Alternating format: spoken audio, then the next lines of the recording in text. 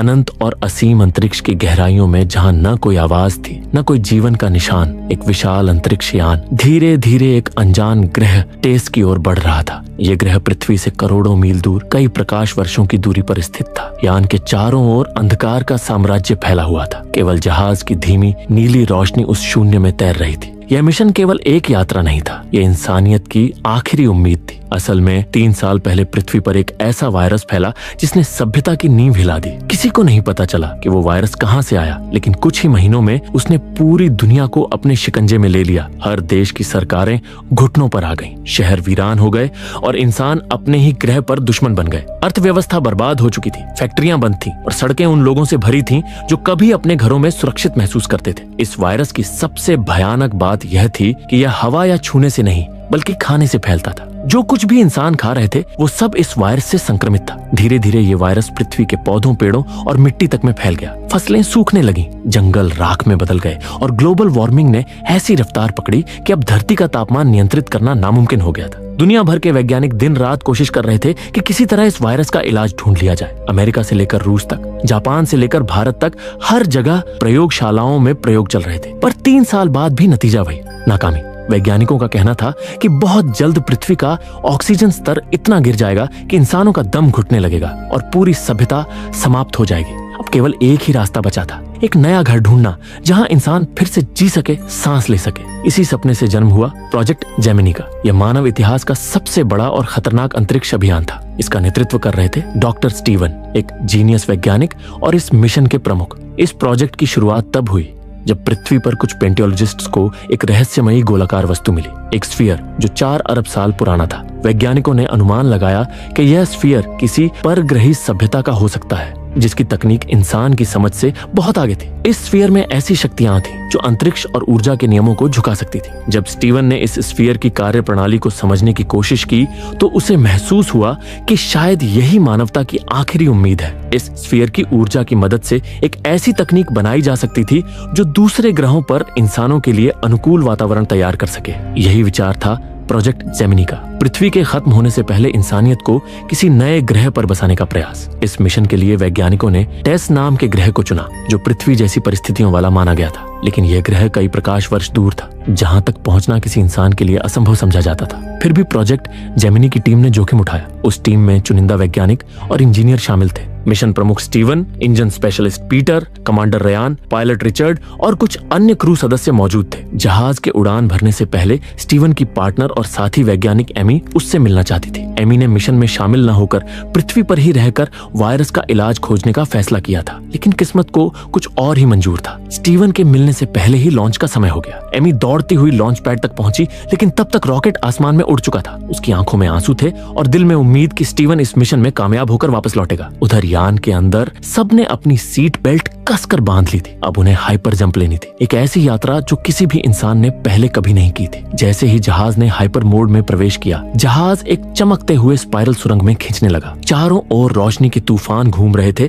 समय और दिशा का एहसास मिटने लगा। अचानक जहाज के सिस्टम फेल होने लगे, स्क्रीनें झिलमिलाने लगी और स्फीयर में अजीब सी हलचल दिखने लगी। जहाज के अंदर सबकी तबीयत बिगड़ने लगी। ऐसा लग रहा था जैसे कोई अदृश्य शक्ति उन्हें अपनी गिरफ्त में ले रही हो। फिर एक तेज झटके के साथ सब कुछ रुक गया। जब होश संभला और खिड़की से बाहर देखा गया तो सामने एक अजनबी ग्रह दिखाई दे रहा था, लेकिन ये टेस्ट नहीं था। कंप्यूटर डेटा में इस ग्रह की कोई जानकारी मौजूद नहीं थी और सबसे डरावनी बात, वापस जाने का कोई रास्ता नहीं बचा था। अब टीम एक अनजान ग्रह पर फंस चुकी थी। स्टीवन ने पीटर पर गुस्से में चिल्लाना शुरू कर दिया कि उसने गलत कोऑर्डिनेट डाले होंगे, जिसकी वजह से वे रास्ते से भटक गए हैं। लेकिन पीटर ने साफ कहा कि उसने वही दिशा फॉलो की जो स्टीवन ने खुद दी थी। दोनों के बीच बहस बढ़ गई, माहौल तनावपूर्ण हो गया। पीटर गुस्से में वहां से चला गया, लेकिन कुछ घंटों बाद सबके सामने उसका निर्जीव शरीर पड़ा था। उसकी हालत देखकर सभी सन्न रह गए। ऐसा लग रहा था जैसे किसी ने उसे बेरहमी से मारा हो, पर कोई सबूत नहीं था। किसी ने कुछ सुना भी नहीं। फिर टीम ने यह मान लिया कि शायद पीटर ने मिशन की असफलता से परेशान होकर खुदकुशी कर ली होगी। अब स्टीवन ने बाकी सदस्यों को आदेश दिया कि वे इस ग्रह के बारे में डेटा इकट्ठा करें। डेविड ने स्कैन किया और बताया कि ग्रह की सतह ज्वालामुखी पत्थरों से बनी है, लेकिन हैरानी की बात यह थी कि यहाँ का वातावरण टेस्ट की तुलना में कहीं ज्यादा स्थिर और सांस लेने योग्य था। यह सुनकर स्टीवन ने तुरंत फैसला किया कि स्फीयर को यहीं इंस्टॉल किया जाएगा। बाकी सदस्य हैरान रह गए। वे इस ग्रह को बिल्कुल नहीं जानते थे, न इसका माहौल न इसके खतरे। तभी कैप्टन रायन आगे आया और स्टीवन से कहा कि यहाँ जो भी होगा वो मेरे आदेश से होगा, तुम्हारे नहीं। लेकिन स्टीवन जो इस पूरे प्रोजेक्ट का प्रमुख था, उसने किसी की एक न सुनी। उसकी आंखों में केवल एक ही लक्ष्य था, मानवता को बचाना, चाहे कीमत कुछ भी क्यों ना हो। लेकिन उसे इस बात का अंदाजा नहीं था कि जिस ग्रह को वह इंसानियत की नई शुरुआत समझ रहा है, वही ग्रह जल्द ही उनके लिए एक ऐसा जाल बनने वाला था जिससे बाहर निकलना नामुमकिन होगा। स्टीवन अब किसी भी कीमत पर उस स्फीयर को एक्टिवेट करने के लिए अड़ा हुआ था और बाकी क्रू मेंबर्स के विरोध के बावजूद वह कुछ चुनिंदा सदस्यों के साथ एक छोटी शटल में सवार होकर उस अनजान ग्रह की सतह पर उतरने निकल पड़ा। जब जहाज ग्रह के वातावरण में प्रवेश करता है तो वहां की भारी हवा और दबाव लैंडिंग को बेहद खतरनाक बना देते हैं। जहाज बुरी तरह डगमगाने लगता है, मानो किसी अनदेखी शक्ति ने उसे जकड़ लिया हो। लेकिन किसी तरह वे सभी मुश्किलों को पार कर सुरक्षित उतरने में सफल हो जाते हैं। हालांकि शटल बुरी तरह क्षतिग्रस्त हो चुकी थी और अब उसके उड़ने की कोई संभावना नहीं बची थी, यानी वापसी का रास्ता पूरी तरह बंद हो चुका था। लेकिन स्टीवन के लिए ये मायने नहीं रखता था, क्योंकि अब उसका ध्यान केवल एक ही चीज पर था, इस ग्रह के रहस्य को उजागर करना और स्फीयर को सक्रिय करना। वह स्फीयर को लेकर अपने साथियों के साथ एक विशाल गुफा की ओर बढ़ता है जो अंधेरे में लिपटी थी। वहां की हवा में एक रहस्यमयी धुंध घुली थी और हर तरफ से अजीब सी धड़कन जैसी आवाजें गूंज रही थी। स्टीवन और उसकी टीम ने स्फीयर को गुफा के बीचों बीच इंस्टॉल कर दिया। लेकिन उसी वक्त मेन क्राफ्ट में कुछ भयानक घट रहा था। वहां जहाज के सिस्टम में एक अजीब चिपचिपा तरल फैलने लगा जो किसी जीवित चीज की तरह जहाज की दीवारों और तारों में घुसता जा रहा था। रिचर्ड, जो अब मेन क्राफ्ट में अकेला था, इंजन रूम की तरफ बढ़ता है। जहां आखिरी बार पीटर को देखा गया था, वहां उसे एक कैमरा और वही रहस्यमयी लिक्विड दिखाई देता है जिसे देखकर उसकी रूह कांप जाती है। तभी स्टीवन जब नीचे स्फीयर को एक्टिव करता है, उसी वक्त रिचर्ड उससे संपर्क करता है और कहता है कि उसे तुरंत एक वीडियो देखना होगा। स्टीवन बाकी सदस्यों को लेकर वापस मेन क्राफ्ट पहुंचता है और जब वीडियो प्ले किया जाता है तो सबके चेहरे सफेद पड़ जाते हैं। उसमें पीटर खुद को रिकॉर्ड कर रहा होता है। जब वह इंजन रूम की ओर बढ़ता है तभी कैमरे में स्फीयर के पास एक अजीब सी हलचल नजर आती है। फिर अचानक एक काली छाया तेजी से उसकी ओर झपटती है और पल भर में पीटर को बेरहमी से मौत के घाट उतार देती है। वीडियो खत्म होते ही कमरे में सन्नाटा छा जाता है। सबके दिमाग में एक ही सवाल गूंजता है कि आखिर वो चीज क्या थी जो उनके साथ उसी जहाज में मौजूद है। अब डर उनके जहन में घर करने लगता है और उन्हें एहसास होता है कि असली खतरा तो अब शुरू हुआ है। अब कहानी और भी गहराई में उतरती है, जहां डर और पागलपन के बीच इंसानियत की आखिरी उम्मीद लड़खड़ाने लगती है। मेन क्राफ्ट में अब सिर्फ रिचर्ड बचा था, जबकि बाकी सभी नीचे उस रहस्यमय ग्रह पर थे। बाकी क्रू मेंबर्स रिचर्ड के लिए चिंतित थे क्योंकि उन्हें लगा कि वह खतरे में है। लेकिन रिचर्ड का जवाब सुनकर सबके पैरों तले जमीन खिसक जाती है। रिचर्ड कम्युनिकेशन सिस्टम पर कांपती आवाज में कहता है कि खतरा मुझे नहीं बल्कि तुम लोगों को है। वो चीज जो पीटर को मार चुकी है अब स्फीयर के साथ है, यानी वो वही है तुम्हारे पास। सन्नाटा गूंजने लगता है, सबकी सांसें रुक जाती हैं। किसी को समझ नहीं आता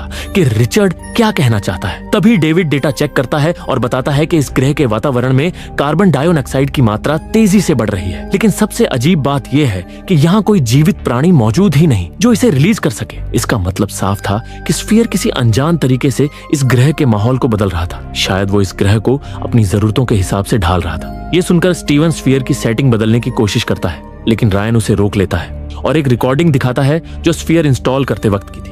वीडियो में दिखता है कि स्फीयर से नीली चमक उठती है और हवा में कुछ चमकदार कण घूमते हुए एक इंसान जैसी आकृति बनाने लगते हैं। एक ऐसा ह्यूमन फिगर जो पूरी तरह ऊर्जा से बना था। ये देखकर सबके रोंगटे खड़े हो जाते हैं। रायन स्टीवन की ओर मुड़कर कहता है, ये है वो सच्चाई जो तुमने हमसे छिपाई थी। हो सकता है ये कोई जीव नहीं बल्कि स्फीयर से निकली हुई कोई शैतानी शक्ति हो। ये सुनते ही पूरी टीम में डर और शक दोनों फैल जाते हैं। अब फ्लैशबैक में दिखाया जाता है जब स्टीवन और डेविड के बीच एक गहरी बातचीत हुई थी। स्टीवन उसे समझा रहा था कि उसे इस मिशन में नहीं आना चाहिए क्योंकि उसने हाल ही में अपनी छोटी बेटी को खोया था और वो गम उसकी मानसिक स्थिति को तोड़ चुका था। स्टीवन को डर था कि अंतरिक्ष की ये यात्रा उसे पूरी तरह तोड़ देगी, लेकिन डेविड ने साफ कहा था कि डॉक्टर ने उसे मानसिक रूप से फिट घोषित किया है और वह अपने दर्द से भागना नहीं बल्कि उसका सामना करना चाहता है। शायद यह मिशन उसके लिए अपनी बेटी की यादों से दूर रहने का एक मौका था। अब कहानी फिर वर्तमान में लौटती है, जहां स्टीवन डेविड से कहता है, हमें गुफा में जाकर स्फीयर की सेटिंग ठीक करनी पड़ेगी, तभी हम इस ग्रह के वातावरण को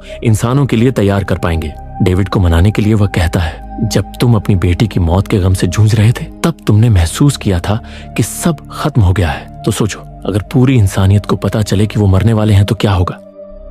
हमें इस मिशन को हर हाल में पूरा करना होगा क्योंकि यही मानवता की आखिरी उम्मीद है। स्टीवन की बातों में फंसकर डेविड एक बार फिर उसके साथ उस रहस्यमयी गुफा की ओर लौट जाता है। जब दोनों वहां पहुंचते हैं तो डेविड अपने डिवाइस पर एक अनजान सिग्नल नोटिस करता है जो सीधा उनकी दिशा में बढ़ रहा था। असल में ये अनजान चीज ट्रोजन थी, एक एलियन पैरासाइट जो स्फीयर के अंदर मौजूद थी। जब स्फीयर को एक्टिवेट किया गया तो एक एरर की वजह से ये जाग गई और सबसे पहले इसने मेन शिप पर पीटर को मारा। अब ये स्फीयर का पीछा करते करते इन लोगों के पास इस ग्रह पर पहुंच चुका था। डेविड डर के मारे पीछे हटता है और कहता है हमें यहाँ से तुरंत निकलना होगा, लेकिन स्टीवन उसकी बातों को नजरअंदाज कर देता है और स्फीयर की सेटिंग बदलने में जुट जाता है। गुस्से में डेविड बंदूक उठाकर स्फीयर पर फायर कर देता है। तभी स्टीवन भी बंदूक उठा लेता है और दोनों के बीच जोरदार बहस छिड़ जाती है। तभी गुफा के अंदर एक गड़गड़ाने जैसी आवाज गूंजती है। ट्रोजन गुफा तक पहुंच चुका था। ये देखकर दोनों अपनी जान बचाने के लिए पूरी रफ्तार से बेस की ओर भागते हैं और ट्रोजन भी भयानक गति से उनका पीछा करता है, लेकिन ऐन वक्त पर दोनों किसी तरह बेस के अंदर पहुंच जाते हैं।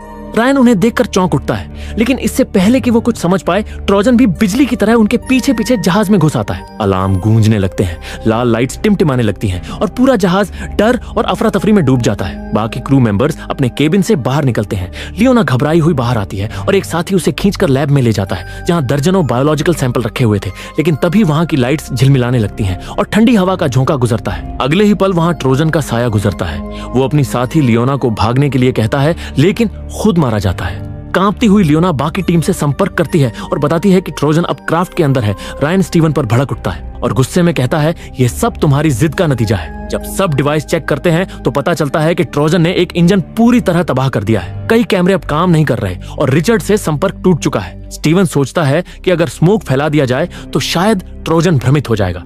वो बैकअप जनरेटर से सारे सिस्टम जोड़ने में लग जाता है और कुछ ही देर में कैमरे दोबारा काम करने लगते हैं। तभी स्क्रीन पर ट्रोजन दिखाई देता है जो तेजी से स्टीवन की ओर बढ़ रहा है। तभी स्टीवन को सामने कॉरिडोर के अंधेरे से ट्रोजन की गुर्राने की आवाज सुनाई देती है। इससे पहले कि ट्रोजन उसे मार देता, पीछे से रायन आता है और पूरी तेजी से स्टीवन को केबल की मदद से खींचकर सेफ रूम के अंदर ले आता है।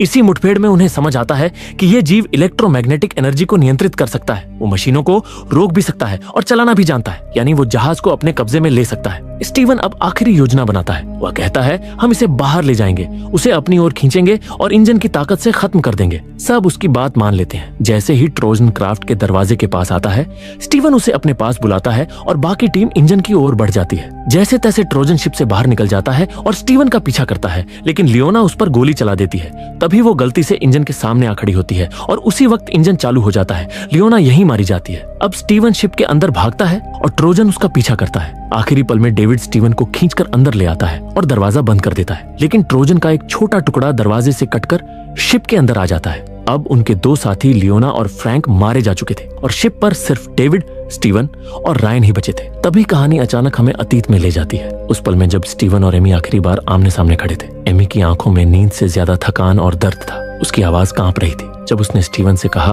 कि उसने आखिरकार वायरस का ब्लूप्रिंट तैयार कर लिया है। उसे पूरा यकीन था कि इस ब्लूप्रिंट से वैक्सीन बन सकती है जो पृथ्वी को बचा लेगी, लेकिन उसके लिए उसे स्टीवन की जरूरत थी। वो चाहती थी कि स्टीवन मिशन पर न जाए बल्कि उसके साथ रहे, क्योंकि वो अब स्टीवन के बच्चे की मां बनने वाली थी। लेकिन स्टीवन अपनी जिद पर अड़ा रहा। उसकी नजरों में केवल मिशन था और उस मिशन में वो इंसानियत की आखिरी उम्मीद देख रहा था। एमी की आंखों से आंसू बहने लगे। उसने टूटती आवाज में कहा, मुझे तुम्हारी जरूरत है। पर स्टीवन खामोश खड़ा रहा, जैसे भीतर से किसी ने उसकी भावनाएं ही छीन ली हो। एमी गुस्से और दर्द में उसका दिया हुआ ब्रेसलेट जमीन पर फेंक देती है और वहां से चली जाती है।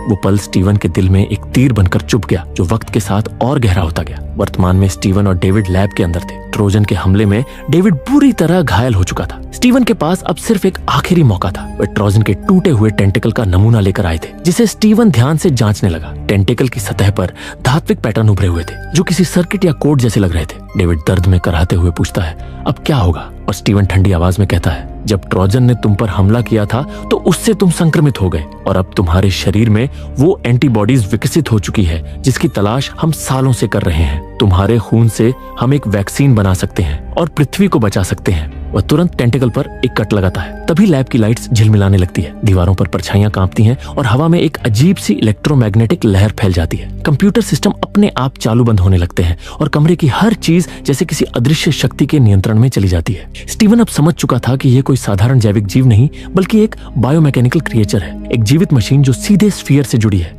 यानी ट्रोजन को खत्म करने का एकमात्र तरीका है स्फीयर से उसका कनेक्शन तोड़ना और दोनों को एक साथ नष्ट करना। स्टीवन के हाथ में अब टेंटिकल का एक छोटा टुकड़ा बचा था, जिसे गौर से देखने पर उसे एहसास हुआ कि उसका पैटर्न बिल्कुल वैसा ही था जैसा एमी के फेंके हुए ब्रेसलेट पर था। उसका दिल जोर से धड़क उठा। ये सिर्फ एक संयोग नहीं था बल्कि एक संकेत था जो किसी अनदेखे समय की डोर से जुड़ा था। स्टीवन तुरंत रिचर्ड को कॉल करता है और कहता है कि वह 4 अरब साल पहले के तारों की स्थिति चेक करे। रिचर्ड कंप्यूटर में डेटा डालता है, स्क्रीन पर तारों के पैटर्न उभरते हैं और जो नतीजा सामने आता है उसे देखकर दोनों सन्न रह जाते हैं। 4 अरब साल पहले पृथ्वी के आसमान में जो तारों के पैटर्न थे, वही पैटर्न इस ग्रह के आसमान में भी दिखाई देते हैं। स्टीवन कहता है, हम टेस पर नहीं हैं, बल्कि हम पृथ्वी पर ही हैं, 4 अरब साल पुरानी पृथ्वी पर। यह सच्चाई जानकर सबके होश उड़ जाते हैं। अब सब कुछ बदल चुका था। इसका मतलब था कि हाइपर जंप के दौरान वे समय की धारा में पीछे चले गए थे, जब पृथ्वी अब भी नवजात थी, जब जीवन बस जन्म लेने वाला था। स्टीवन की सांसें तेज हो जाती हैं। वह कहता है, अगर हम भविष्य में पृथ्वी को बचा नहीं सकते तो हमें अतीत में उसका रास्ता बनाना होगा। वो रिचर्ड से कहता है, मुझे एमी तक एक संदेश भेजना है, एक ऐसा संदेश जो अरबों साल पार कर सके, जो समय के पार पहुंचकर आने वाली पीढ़ियों को ये बता सके कि इंसानियत ने आखिरी वक्त में भी उम्मीद नहीं छोड़ी। स्टीवन धीरे से झुककर जमीन पर पड़ा। वही टूटा हुआ ब्रेसलेट उठाता है। वह उस ब्रेसलेट के धातु वाले हिस्से पर अपनी उंगली से कोड लिखता है, वही कोड जो स्फीयर को एक्टिव करने का असली रहस्य था। वो कहता है, ये कोड 4 अरब साल बाद भी इस धातु में मौजूद रहेगा और जब एमी इसे छुएगी तो ये पैटर्न खुद उभर आएगा।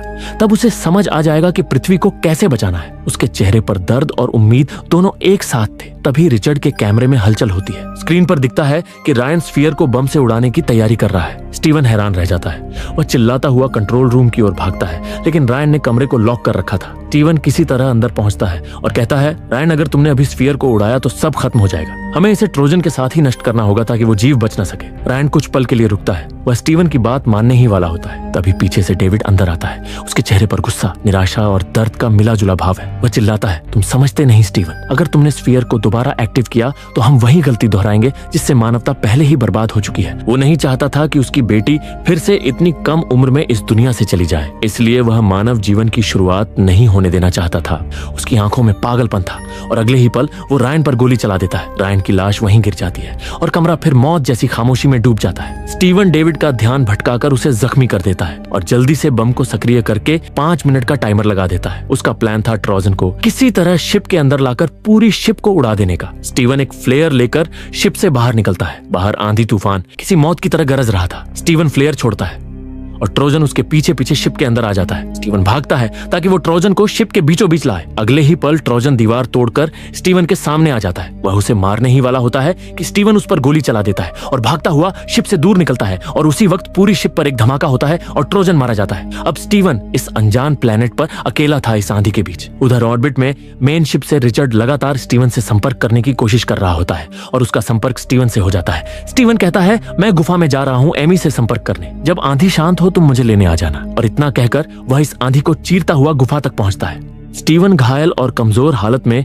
स्फीयर के पास जाकर उसे एक्टिवेट करता है और भविष्य में एमी देखती है कि जिस ब्रेसलेट को उसने फेंक दिया था वो चमकने लगता है। वो तुरंत उसे उठाती है और अपने टेबल के पास जाकर स्क्रीन पर एक सीक्वेंस में पैटर्न मूव करती है। अगले ही पल पूरी गुफा लाल रंग की रोशनी से भर जाती है। अब वो स्टीवन को देख पा रही थी जो इस वक्त 4 अरब साल पुरानी पृथ्वी पर था। वो दौड़कर उसे गले लगाने जाती है, लेकिन उसका हाथ स्टीवन के आर पार हो जाता है क्योंकि वो बस एक रियल टाइम होलोग्राफ था। स्टीवन कहता है, मुझे वायरस का इलाज मिल गया है और फिर एमी को उसका फॉर्मूला बता देता है। इसके बाद वो कहता है, मैंने वादा किया था कि मैं वापस आऊंगा, लेकिन अब मैं नहीं आ पाऊंगा, मेरे बच्चे का ख्याल रखना। इतना कहकर स्टीवन गायब हो जाता है। स्टीवन मर जाता है और कुछ समय बाद एमी अपने बच्चे के साथ खुश दिखाई देती है। अब पृथ्वी से वायरस का नामो निशान मिट चुका था।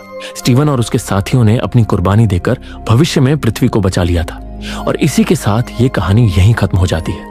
अगर आपको ये वीडियो पसंद आई हो तो लाइक करना ना भूलें और ऐसी ही सिनेमैटिक एक्सप्लेनेशंस देखने के लिए मूवीवर्स हिंदी को सब्सक्राइब करें। मिलते हैं अगली वीडियो में, तब तक के लिए कीप वॉचिंग और कीप ट्रैवलिंग अक्रॉस द मूवीवर्स।